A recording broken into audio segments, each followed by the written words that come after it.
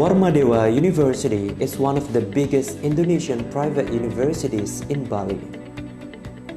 Warmadewa derives from the name of a dynasty of Bali Kingdom that was proposed by the governor of Bali at that time, Professor Ide Bagus Mantra, as a symbol of respect to the King of Bali, Sri Kesari Warmadewa or Dalam Selonding. Founded in 1984, Warmadewa University becomes one of the leading universities in Middle and Eastern Indonesia. Located strategically in the heart of Bali, Warmadewa University has a vision of becoming a high-quality and eco-tourism-based university, as well as having global competitiveness in 2034. It comprises one vocational school, 7 faculties, and a postgraduate school which offers bachelor, master, and doctoral degrees. Warmadewa University is also collaborating with a wide range of institutions, both national and international levels. The collaborations are focusing on 3 main aspects: education, research, and community service. Supported by facilities such as free Wi-Fi, e-library, e-learning system, and comfortable space, Warmadewa University becomes one of a great options to study.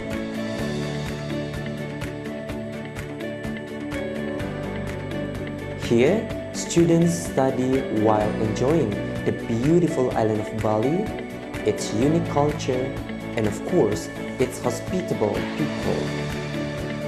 This atmosphere could encourage students to achieve local, national, and international achievements. Warmadewa University does not only offer academic programs to the students, but also provide opportunities for them to take part in social programs, such as providing health services by conducting PCR tests for COVID-19 in Warmadewa Biomolecular Laboratory, serving the people in need, providing financial support during the hard times, and etc. Please find us on www.warmadewa.ac.id or our social media on Facebook, Instagram, and YouTube. Om Swastiastu.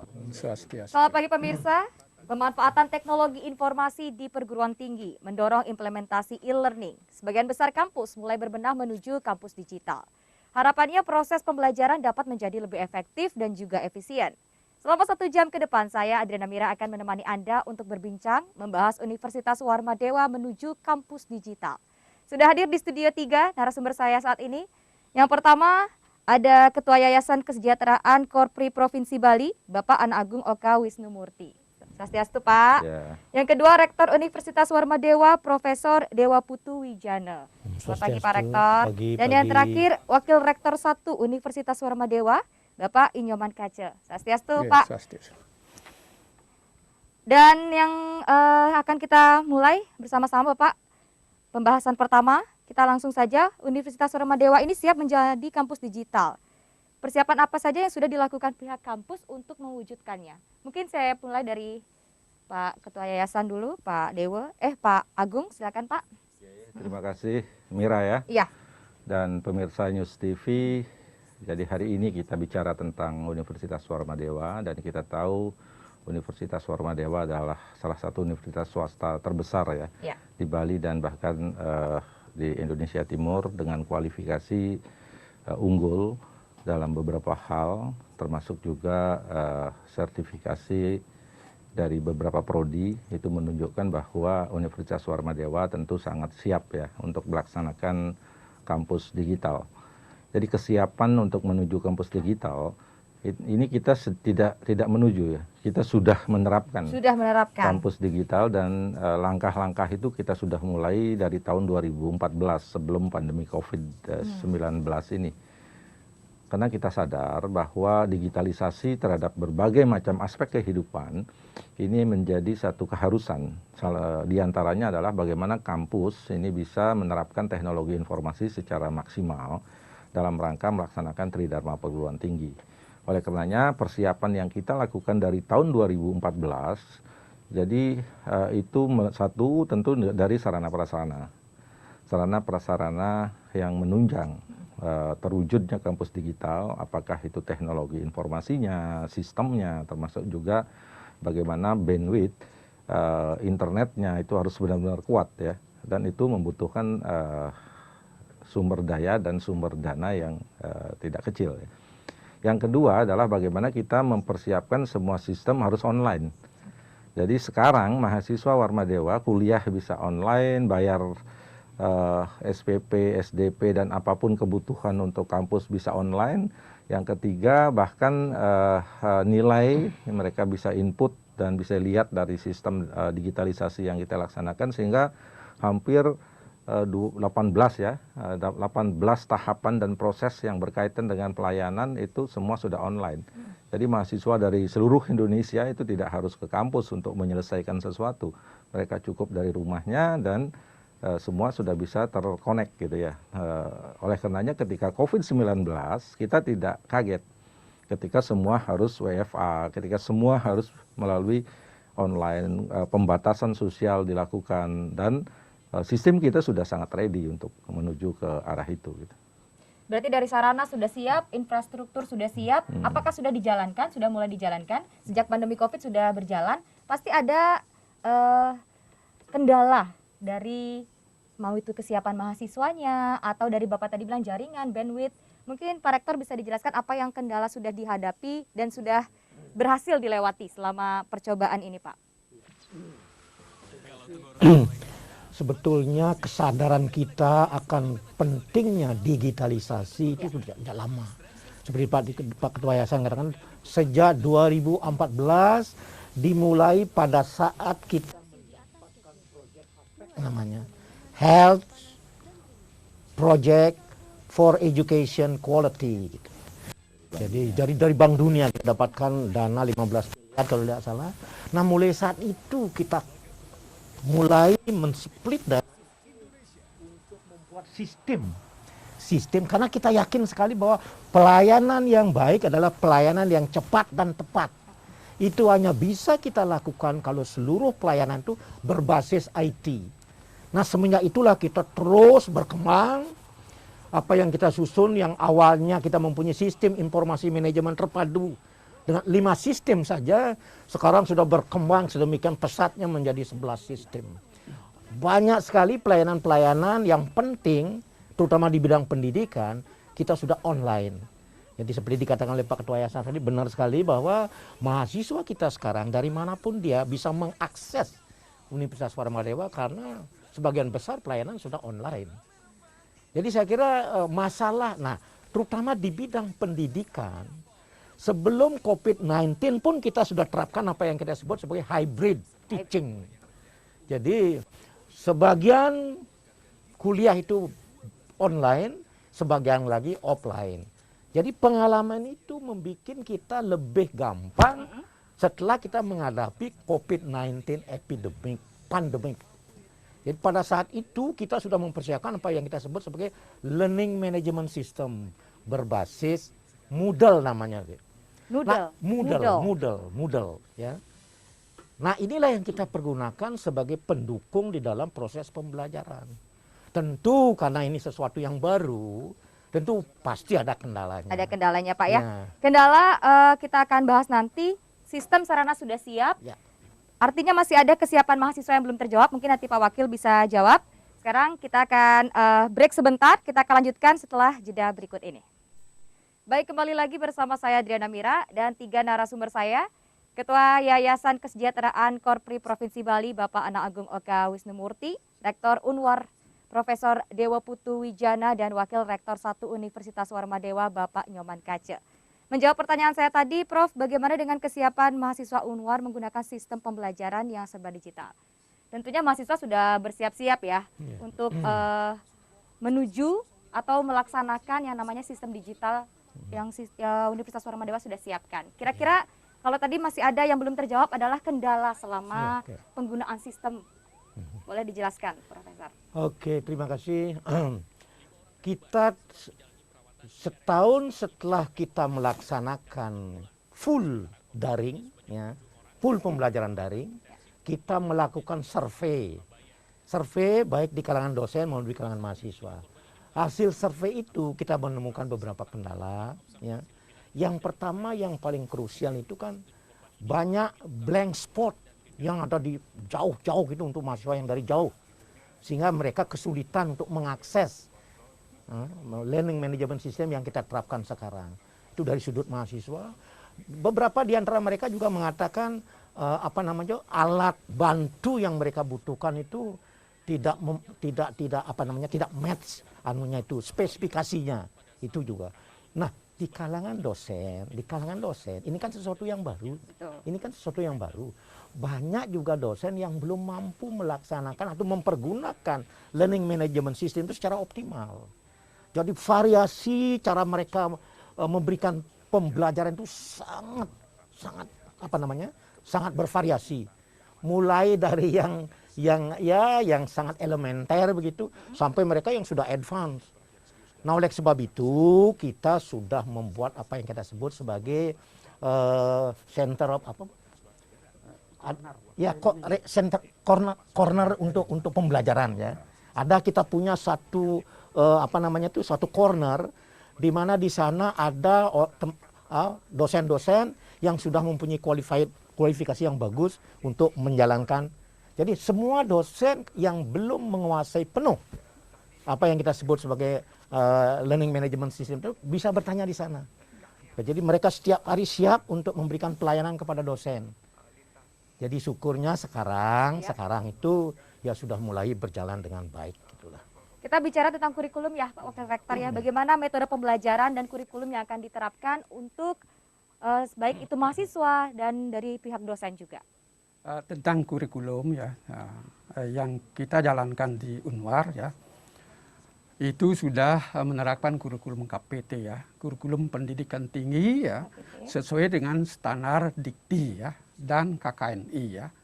Dan sekarang juga sudah kita tambahkan ya, yaitu dengan kurikulum Kampus Merdeka khusus untuk ya prodi S1 ya. Sedangkan prodi S2 itu kan tidak wajib ya.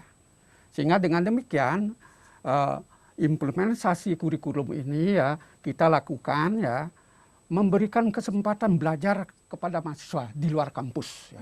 Baik itu dalam bentuk magang, pertukaran mahasiswa, kemudian juga membangun desa. Dan kebetulan pada tahun ini, tahun 2021 yang lalu ya, dan sekarang masih berjalan, kita lulus ya hibah kurikulum tentang Kampus Merdeka.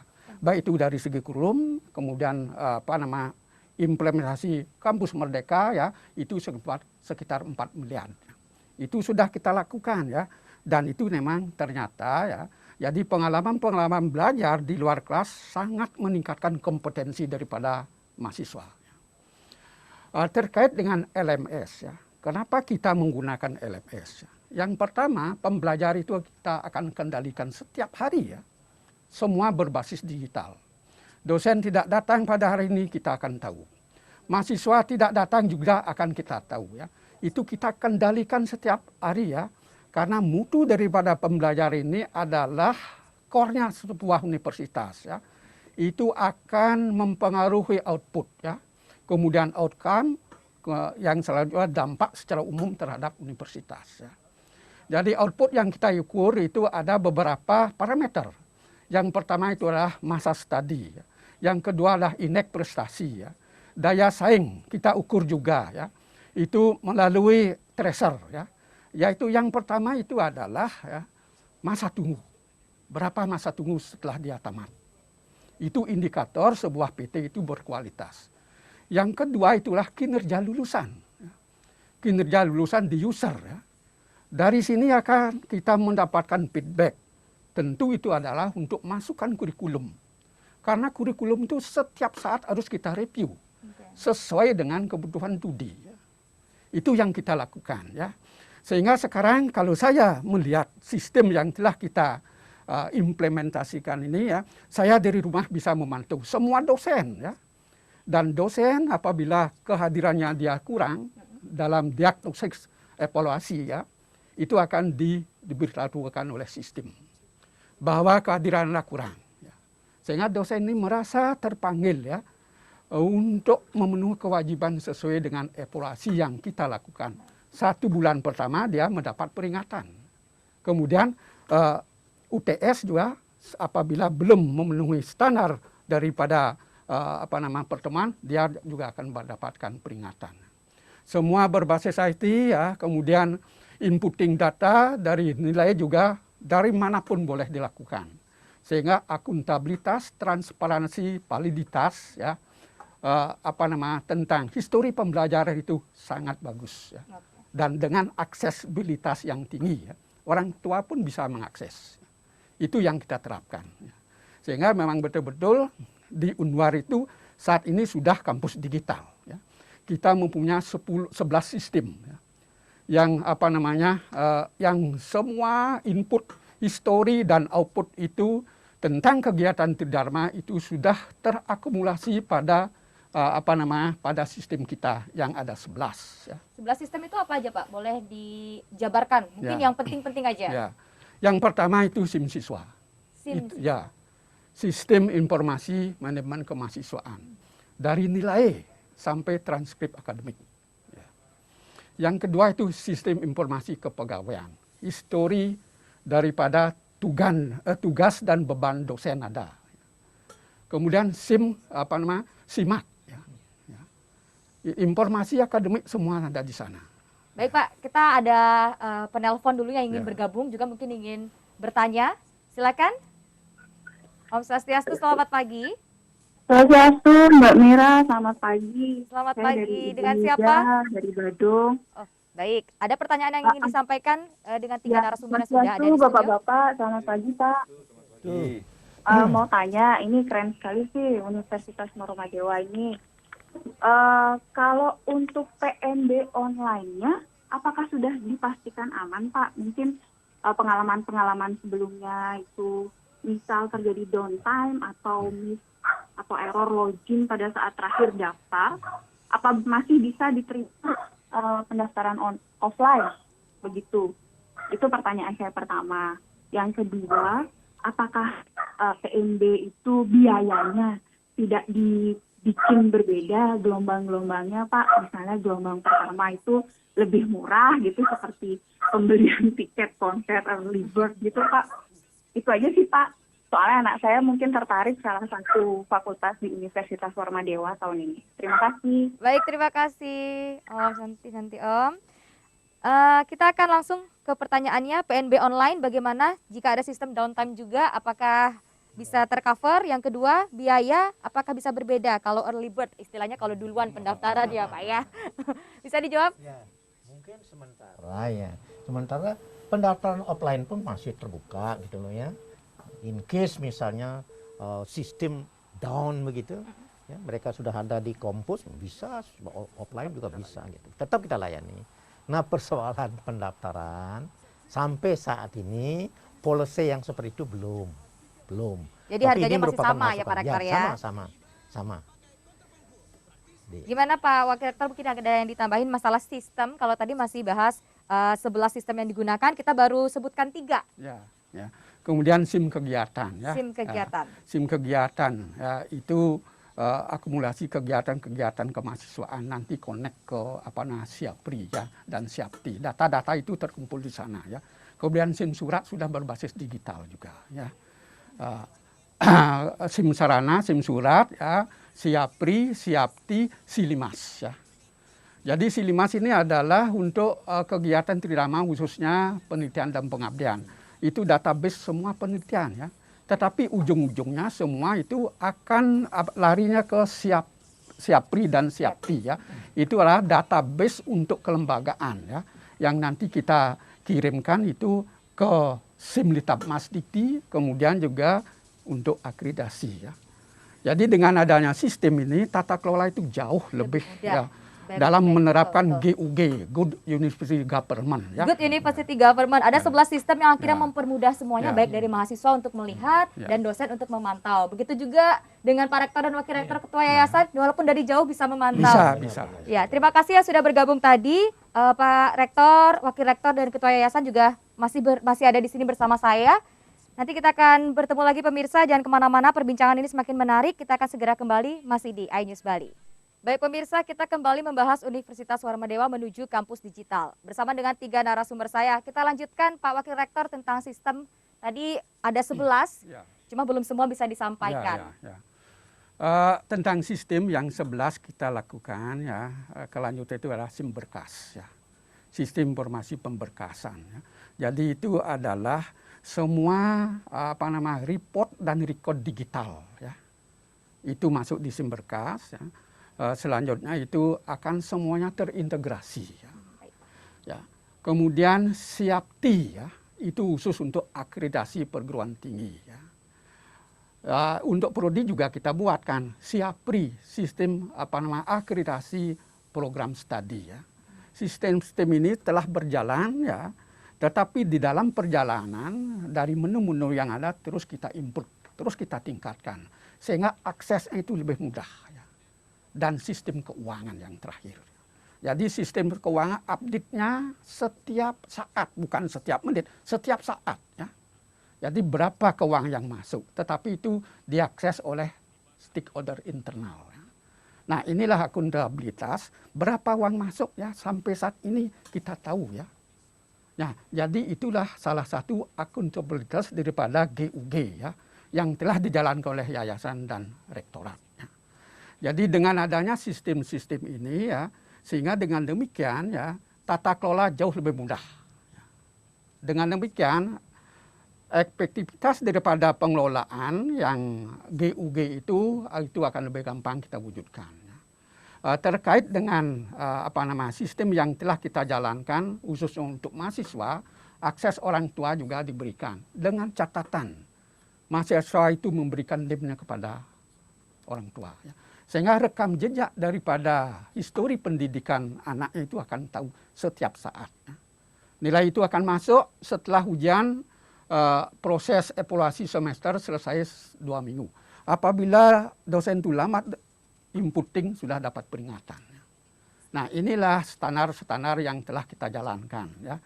Sehingga memang betul-betul dengan penerapan ini ya pengelolaan Tridharma jauh lebih efisien, efektif dan validitasnya sangat tinggi. Ya. Dari segi semuanya juga terlihat ini lebih fleksibel sebagai data dan juga sebagai bukti bahwa Sebagai mahasiswa bukti, ya. Ada yang rajin, ada yang tidak rajin. Ketika menyalahkan dosen juga nggak bisa ya Pak ya. Kalau Dosennya misalnya juga bisa dievaluasi. Ya. Dievaluasi ya. Mahasiswa juga bisa Tidak ya. hanya mahasiswa, mahasiswa bisa mengevaluasi dosen. begitu juga sebaliknya. Ya, ya. Jadi ada bukti. Jadi bukti itu nyata. kita juga digital ya, melakukan survei ya. Dengan asiknya sistem digital yang telah kita jalankan, waktu ini kita melakukan survei ya. Pilihannya offline apa online. Jelas itu yang memilih offline itu 2.700 Ya. dari 12.700 mahasiswa. Mereka itu sudah hasil online. Tetapi ada kebijakan Pak Rektor ya, yang menyangkut psikomotrik dan skill ya, keterampilan dan sikap itu mereka itu harus datang ke kampus. Oke. Nah, untuk jalan tengahnya sekarang kita menerapkan hybrid learning. Hybrid learning. Jadi setengah ada di dalam kelas, setengah ada di Kampus. Kita potong sebentar Pak Rektor karena ada telepon yang sudah masuk juga. Om Swastiastu, selamat pagi. Swastiastu, selamat pagi. Dengan siapa Pak? Dengan Agus di Tabanan, Bu. Ya, Pak Agus, boleh pertanyaannya silakan ke narasumber saya pagi ini. Baik, terima kasih. Saya ucapkan untuk Bapak-Bapak, para narasumber.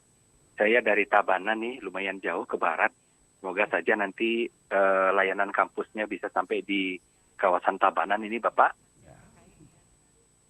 Nggih. Mungkin ini saya ucapkan selamat dulu untuk Unwar bisa menjawab kebutuhan perkembangan zaman.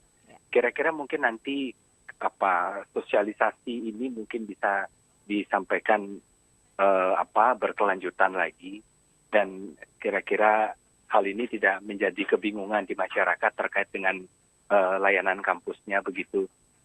Ya intinya kami menyampaikan selamat saja dan semoga terjawab juga demi kebutuhan masyarakat di kawasan Bali Barat begitu.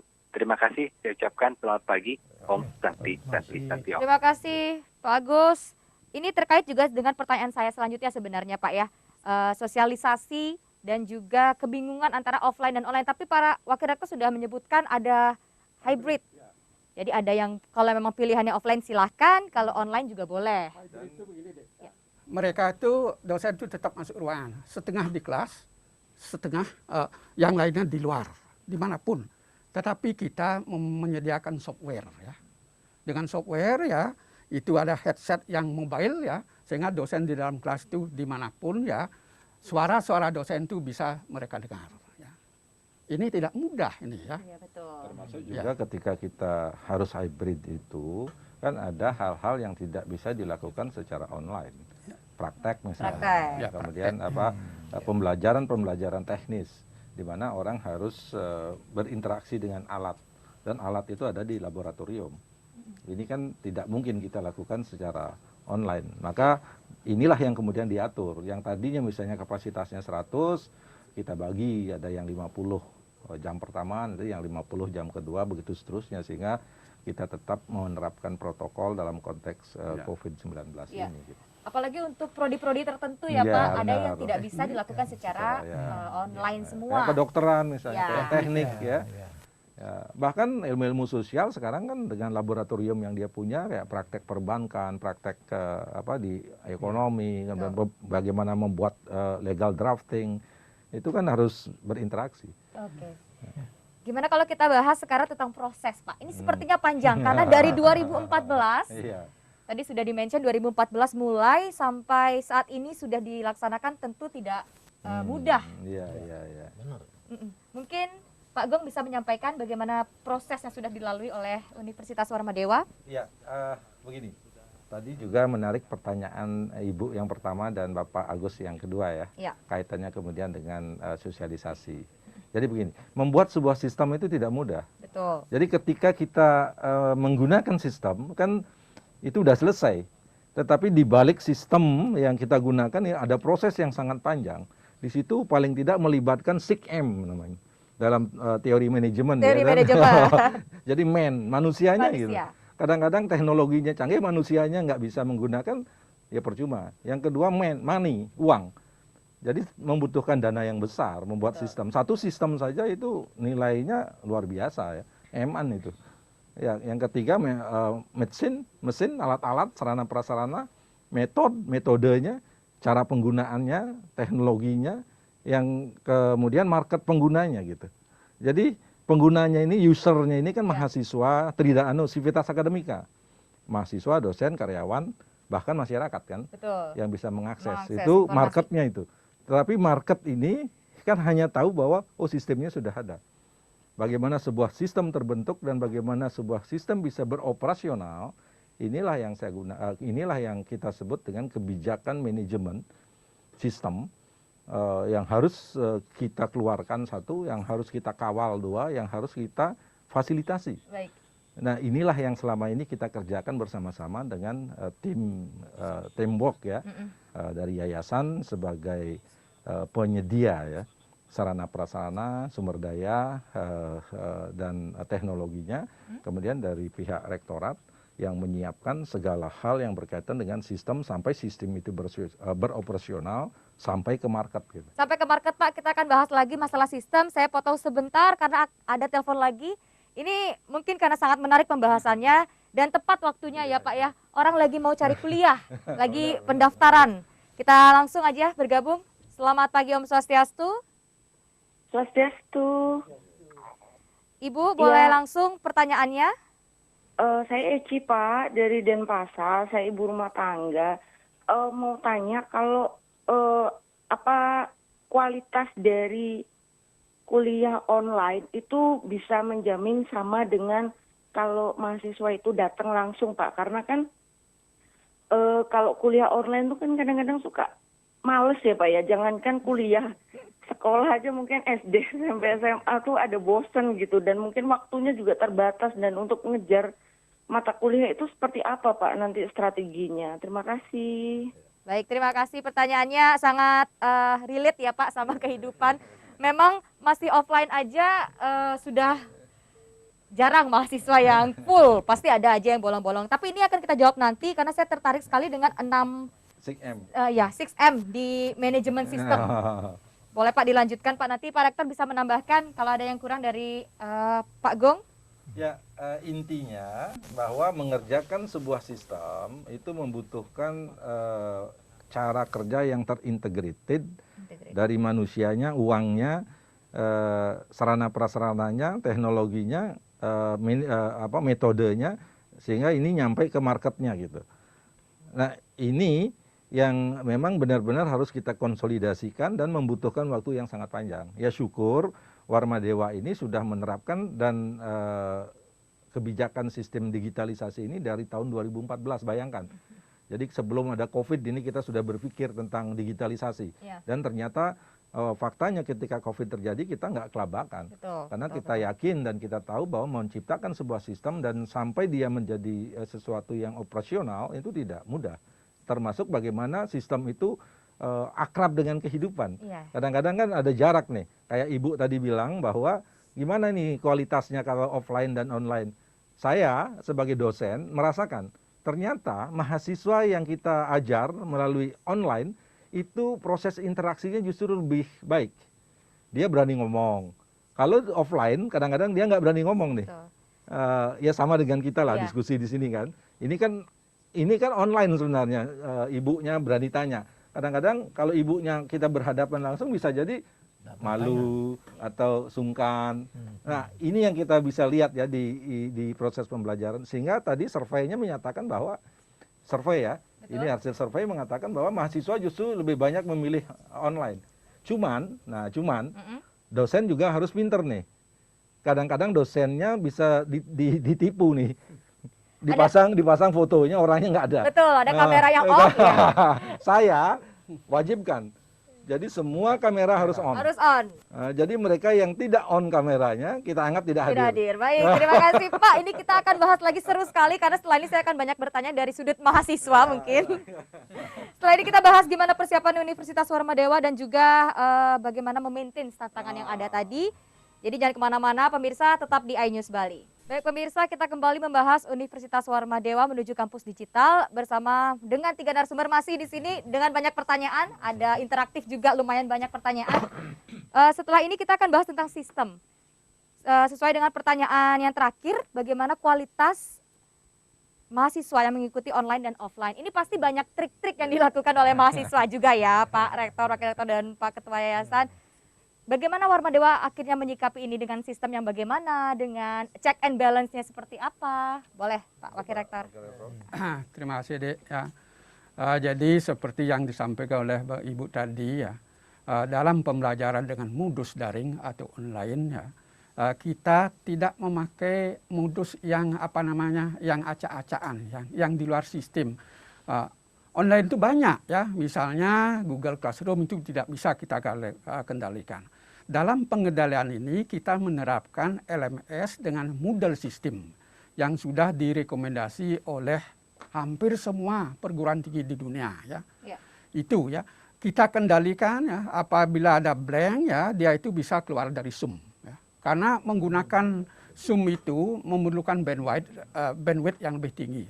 Masih dia bisa connect yang dengan menggunakan bandwidth yang lebih kecil itu bisa dia melalui chat. Ya. Keluar dari Zoom bisa di chat, bisa di forum. Di sanalah dia melakukan diskusi. Dosen juga harus menjawab semua pertanyaan-pertanyaan ini ya. Di samping itu, di dalam pengelolaan pembelajaran ini kita juga menampilkan video. Video yang bisa ditonton. Proses pembelajaran itu kan mendengar, melihat. Kalau melihat itu lebih yakin dan lebih ingat seumur hidup ya. Video ya yang bisa mereka putar unlimited setiap saat. Misalnya sekarang ada blank ya, sebentar mereka bisa putar ya. Itulah ya proses pembelajaran ya, modus-modus yang kita lakukan dengan berbagai media ya. Sehingga survei yang terakhir itu kan lebih banyak tetap online. Tetapi kebijakan Pak Rektor ya, bagi prodi-prodi ya yang ada unsur-unsur praktikumnya kan hampir semua prodi itu wajib mereka datang ke kampus ya. Wajib datang, misalnya teknik, kedokteran ya. Tetapi dengan prokes yang ketat ya. Dan astungkaro sampai saat ini tidak ada ekses daripada COVID ini. Ada banyak sekali keuntungan sebenarnya untuk sistem online ya Pak ya. Tapi diimbangi dengan tantangan kayak blackout, downline dan kedisiplinan mahasiswa. Betul. Terlebih lagi dari sisi dosen sebenarnya diuji sekali dari penggunaan sistem. Yang pertama kedisiplinan untuk materi yang harus terus-menerus tidak boleh habis dan pertanyaan mahasiswa yang harus dijawab. Mungkin Pak Ketua kan seorang dosen juga. Betul. Bagaimana menanggapi hal tersebut? Ya benar. Jadi sebenarnya dengan sistem online ini dosennya yang harus lebih siap. Karena dosennya yang diuji oleh mahasiswa. Kalau offline kan dosennya yang bertanya, kadang-kadang komunikasinya one way traffic. Tetapi kalau online ini two way traffic, bahkan multi traffic. Karena mahasiswa ini diwajibkan untuk aktif dia. Aktif dalam hal bertanya, baik itu secara oral maupun bisa lewat SMS tadi. Dan dosen wajib menjawab. Itu yang pertama keuntungannya ya. Yang kedua memang dalam prosesnya kita kan sudah menggunakan sistem hibrid. Hibrid itu artinya ada saat-saatnya kita harus ketemu dengan mahasiswa. Dan bahkan setelah nanti new normal, sistem hibrid ini adalah sebuah pilihan yang sangat baik. Kalau kampusnya benar-benar bisa menyiapkan sistem yang bagus. Ya, ini kadang-kadang orang dalam tanda kutip rindu dengan offline karena kampusnya tidak bisa menyiapkan sistem yang bagus. Betul. Ya, satu kampusnya tidak punya sistem, yang kedua orangnya nggak bisa menerapkan sistem sehingga yang disalahkan kemudian online-nya gitu. Jadi kalau kita di Warma Dewa kita lakukan survei nih. Ya, ini benar nggak? Mana lebih suka mahasiswanya? Ternyata hampir 60%, Mas. 80-70 ya. 70%. Jadi 2.000 sekian yang mengatakan dia pilih offline dari 12.000. Berarti 10.000 yang milih online dan yang 2.000 ini rata-rata mereka yang eksak. Karena memang kebutuhannya mereka harus offline. Mungkin ada nyempil sedikit dari 2.000 itu yang memang pengen nongkrong Pak. Memang. Ini Karena mahasiswa tanpa nongkrong juga kan kurang. Ini budaya. Ini kaitannya dengan budaya. Sama dengan kita di masyarakat lah. Kalau kita paruman itu dengan Zoom itu kayaknya kok kurang afdol. Betul. Kalau udah ketemu yang dibicarakan bukan ininya topiknya, tapi lebih ke kehidupan Pak. Makanya sekarang kan reuni lagi rame nih. Jadi mungkin sedikit saya kasih pengertian para pemirsa ya. Iya, boleh Pak Karena Rektor. gini, kurikulum itu kan merupakan backbone suatu pendidikan. Ya, kurikulum artinya penting sekali. Nah, esensi dari KPT yang dibilang tadi oleh Pak R1 itu sebetulnya adalah kurikulum berbasis kompetensi. Di mana pendekatan pembelajarannya yang kita sebut sebagai student center learning gitu loh. Pusat pembelajaran adalah mahasiswa. Jadi mahasiswa harus aktif. Atau dengan kata lain, pembelajarannya harus interaktif. Ini yang paling penting.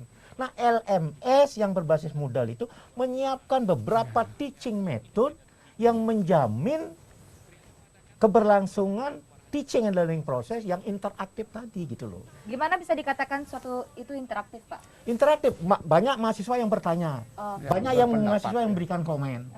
Jadi bukan one way traffic di pendidikan proses. Gitu loh. Jadi mau nggak mau dia harus dengerin karena harus wajib bertanya. Dan dosen harus jawab itu. Dan karena rekornya ada.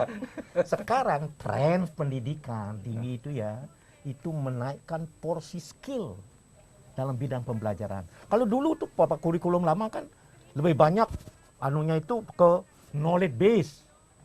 Wow, mahasiswa dijejali oleh materi ilmu harus banyak. ini hafal. Yang tidak ada gunanya barangkali.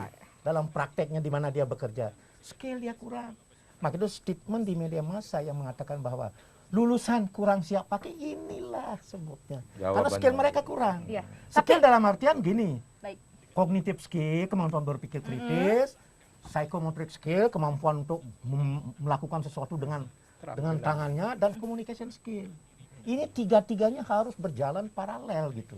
Mungkin kalau online learning secara kognitif bisa, secara tapi secara gerak atau Psikomotorik skill bisa. motorik? Nah, ini yang sebetulnya bisa sih ya, tetapi tidak seperti kita langsung di laboratorium, interaksi di laboratorium. Karena misalnya kalau katakanlah misalnya kalau mahasiswa mau disuruh kedokteran misalnya, Ya. bagaimana memeriksa dada. Kalau dia melihat dan mengerjakan itu lama dia ingat. Baik pemirsa, ini semakin seru karena kita juga membahas bagaimana lulusan Warmadewa nanti siap mungkin diletakkan harus. setelah selesai kuliah. Hmm. Walaupun dengan sistem yang terbaru ini, sistem online. Jadi jangan kemana-mana pemirsa, tetap bersama kami di sini, iNews Batch. Baik pemirsa, masih bersama saya Adriana Mira dan 3 narasumber. Ada Bapak Gung Oke dan juga Rektor dan Wakil Rektor. Tadi kita membahas banyak sekali hal yang menarik, apalagi terkait dengan lulusan Warmadewa yang terakhir obrolan kita Pak ya. Lulusan Warmadewa ini ternyata juga ada surveinya. Bagaimana kita ada masa tunggu, tadi kalau Pak Wakil Rektor menyebutkan masa tunggu, jenis pekerjaan setelah lulus, dan ini yang paling unik, gaji pertama. Ya. Dari sistem yang sudah dibuat, survei itu ada di situ ya Pak ya. Bagaimana orang yang sudah lulus, mahasiswa yang sudah lulus mengisi survei tersebut? Apakah masih boleh? Jadi begini deh ya. Jadi sebuah PT itu tidak boleh melepas alumninya. Artinya harus dimonitor. Harus dimonitor. Yaitu dengan metode tracer. Tracer yang kita lakukan sesuai dengan aturan Kemendikbud, 2 tahun setelah dia tamat itu kita tracer. Baik. Di mana keberadaannya. Ya. Jadi terakhir kita tahun 2021 ya, kita melakukan tracer. Itu 84,7% masa mendapat pekerjaan kurang dari 6 bulan. Ya. Sedangkan bidang-bidang yang mereka dapatkan itu sesuai dengan bidangnya 87%. Sedangkan menyangkut IKU ya, ini kalau IKU itu kan gaji pertama yang mereka terima ya. Jadi itu kalau 1,2 dari UMR itu sudah sangat bagus ya. Dan ini untuk gaji itu baru 63% mencapai UMR, di atas UMR. UMR Bali itu tahun 2021 kalau tidak salah itu 2.700.000 ya. Kali 1,2. Itu menunjukkan indeks kinerja utama yang telah kita capai ya. Sehingga ya monitor ini terus kita lakukan ya. Itu dari daya saing. Daya saing itu dari aspek-aspek itu. Kemudian kinerja juga kita monitor ya. Di mana mereka bekerja ya, kinerjanya dari 7 aspek ya. Yang paling apakah itu sangat baik dan baik ya. Jadi kategori yang sangat baik dan baik itu 85%. Dari 7 kategori termasuk bahasa Inggris ya. Kemudian kerjasama ya, kompetensi keilmuan ya, idenya bagaimana di kantor ya. Kemudian soft skill-nya bagaimana ya. Jadi itu diuji ya, itu kita dapatkan ya. Sehingga ini adalah merupakan feedback dalam rangka perbaikan kurikulum. Jadi setiap tahunnya memang sudah disurvei Harus juga. ya. Artinya Wajib. Warmadewa ini mematahkan stigma ya Pak ya di kehidupan sosial juga bahwa sekolah online itu tidak menghasilkan lulusan yang optimal. Ya, Artinya dengan survei ini dibuktikan online survei, dan ya. offline juga Ya, sebenarnya sama ya. saja ya Pak ya. Ini yang perlu diluruskan juga. belum Apa yang ada dipertanyakan oleh Ibu tadi, Betul. Ibu tadi, ini kan kadang-kadang online itu kan diberlakukan dari SD sampai perguruan tinggi. Di mana masing-masing ini mempunyai proses pembelajaran yang berbeda. Ya, baik. Mungkin di level SD ini kurang cocok.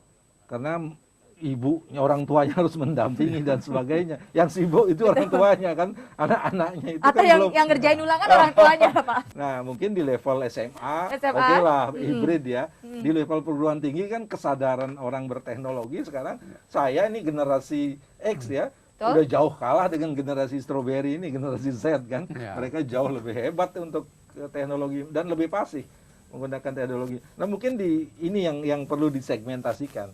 Jadi tidak bisa digebiah-uyah bahwa belajar online itu kan belajar dari SD sampai perguruan tinggi.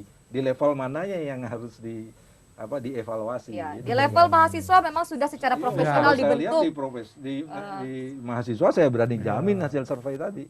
merubah mahasiswa mindset itu. jauh lebih gampang daripada merubah dosen. Itu. Tuh, boleh dibuktikan lah Ya. statement saya. Benar. Ini Dan generasi jangan kan? khawatir. Di Warma Dewa itu sangat ketat melaksanakan apa yang kita sebut sebagai quality assurance, penjaminan mutu. Itu. Oh, Jadi internal insurance. eksternal itu. Ya. Ya. Jadi ada penjaminan mutu internal, ada penjaminan mutu eksternal yang secara rutin kita lakukan gitu. Jadi kita harus mengakui lah bahwa kadang-kadang yang nggak siap itu bukan mahasiswa. karena mahasiswa sebagai generasi Z ini sudah generasi Sudah akrab teknologi. dengan teknologi, Iya ya. kan? Iya. Main HP, main apa ini Betul. udah kalah kita. Kadang-kadang karena ketidaksiapan kita lalu ya kita salahkan sistem gitu kan. Betul.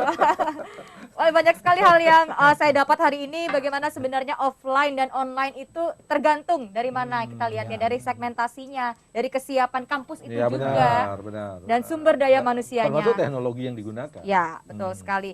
Dan kita di Warma Dewa, kebijakan ini kan pasti bawa konsekuensi. Jadi mahasiswa kita berikan subsidi ya, subsidi untuk pulsa gitu Iya. ya. Bahwa pulsa yang kita berikan itu sebenarnya kan untuk kuliah. Kuliah, betul. Tapi kadang-kadang digunakan untuk yang lain, Untuk itu urusan ngechat, mereka. ya, betul. Jadi memang tidak ada alasan sebenarnya untuk generasi yang sekarang tidak bisa melakukan online secara optimal, karena sudah dipermudah semuanya. Kita kasih waktu Bapak untuk memberikan statement terakhir juga untuk menjawab harapannya Universitas Warma Dewa untuk kedepannya melalui eksistensi kampus digital ini seperti apa. Silakan, mungkin mulai dari Pak Rektor. Ya. Terima kasih.